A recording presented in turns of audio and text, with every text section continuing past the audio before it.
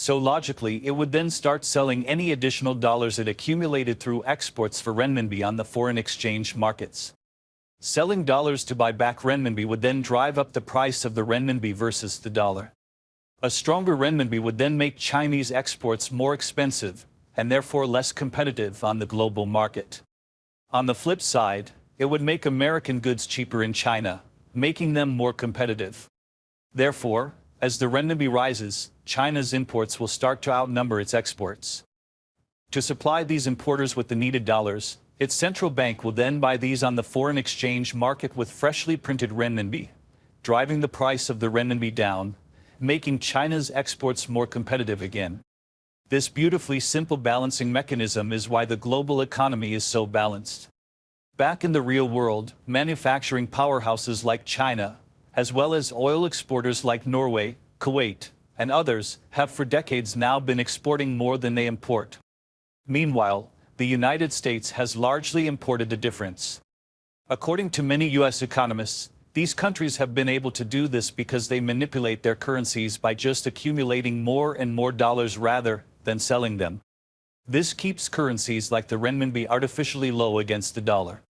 And while it means that American consumers get to buy a lot of cheap stuff, it also means that more and more factories will be built in China, leaving factories in the United States abandoned, and voters in its industrial heartland are rather angry.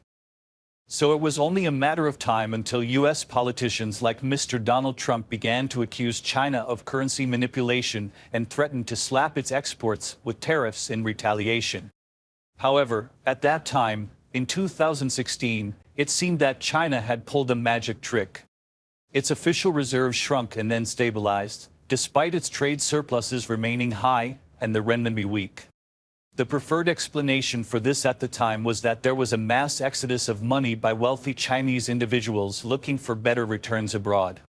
But as it turns out, there was more to the story, a scheme to hide trillions of dollars from American economists while keeping the renminbi low without being labeled a currency manipulator. This raises the question, how did China hide so much money from America? The key to understanding China's strategy is to keep in mind that the core underlying idea remains that China wants to keep its currency low, even though its exporters keep bringing in dollars. So these dollars cannot be sold. However, to avoid detection by economists who are watching its official foreign exchange reserves, the central bank had to come up with an innovative way to keep hoarding dollars. The obvious solution was that the dollars the exporters bring in should go elsewhere.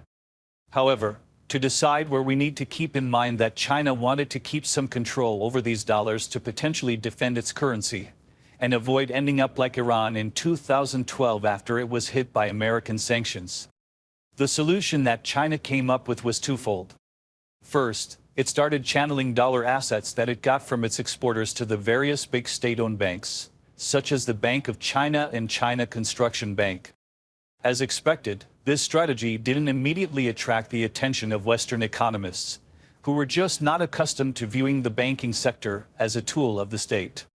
After all, if the Bank of England were to try this strategy and sell the reserves to Barclays or Lloyds, there wouldn't be any guarantee that they wouldn't just sell them for a bounce if that served their business interests.